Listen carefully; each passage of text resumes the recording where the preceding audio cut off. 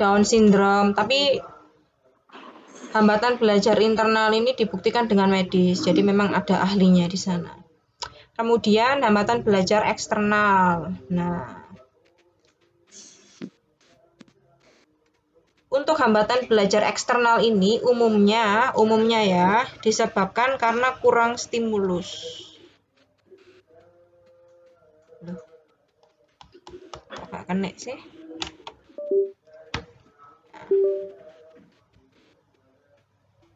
Nah, ini karena kurangnya stimulus. Jadi kalau misalnya ada anak yang susah untuk dia itu paham suatu pengetahuan, sedangkan dia tuh secara fisiknya dia bagus, terus otaknya bisa dikatakan sehat, maka yang bermasalah itu sebenarnya adalah siapa? Yang bermasalah siapa? Kalau misalnya si anak itu dia tuh dari fisiknya cerdas, terus fisiknya dia bagus, terus dikatakan dia juga cerdas, tapi dia masih nggak paham-paham, itu yang bermasalah siapa? Yang ngasih stimulus.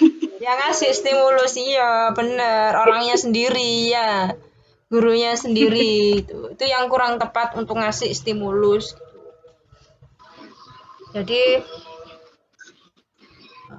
anak yang secara fisik terus otaknya juga sehat, tidak mengalami cedera otak gitu, tapi dia itu masih mengalami yang namanya hambatan belajar, maka solusinya itu ada di yang ngasih stimulus, bisa orang tuanya, bisa gurunya. Makanya dari sini kita harus tahu atau harus paham yang namanya gaya belajar.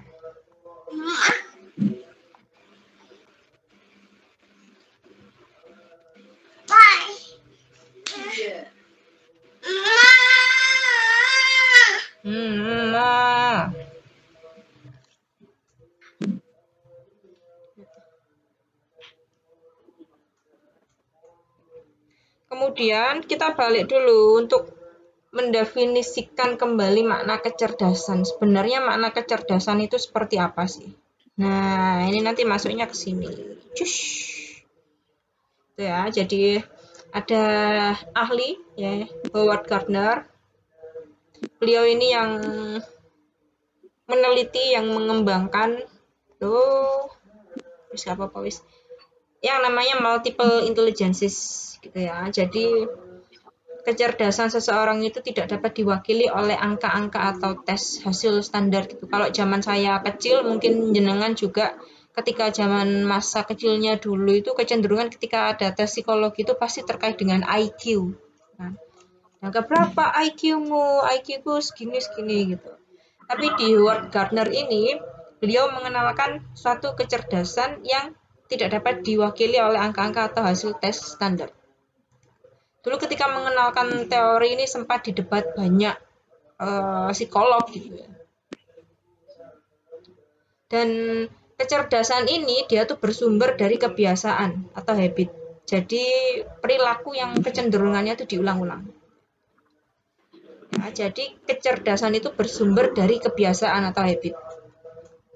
Perilaku yang cenderung diulang-ulang.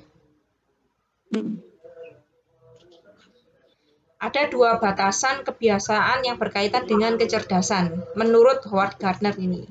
Yang pertama, kebiasaan seseorang menciptakan produk.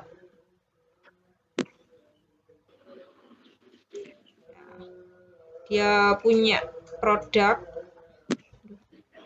Nggak bisa sih. Oh, tak cabut ya. Dia punya produk, menciptakan produk baru, create gitu ya. Loh, gak kena sisan.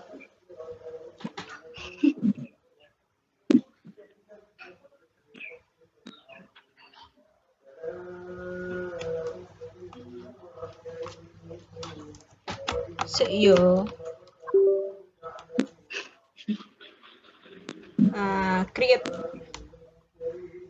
Kemudian yang kedua adalah tentang kebiasaan seseorang menyelesaikan masalahnya sendiri atau problem solving.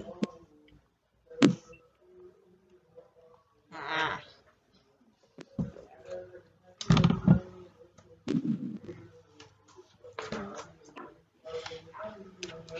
kecerdasan menurut Howard Gardner itu bisa dikatakan dengan multidimensi. Tuh, jadi kalau zaman dulu anak cerdas itu selalu kita identik dengan kayak pandai bicara, pandai berhitung ya, orang-orang yang anak-anak yang pinter di sains, hitung-hitungan, IPA, pinter ngomong.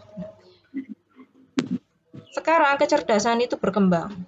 Nah, Howard Gardner ini mengembangkan kecerdasan yang namanya multiple intelligences dan itu ada 8 kecerdasan. Ya. Ada linguistik, bahasa, matematis, angka, logika, matematis logis, spesial, visual, gambar dan ruang, musikal, kinestetis, interpersonal, bergaul, intrapersonal, diri, dan naturalis.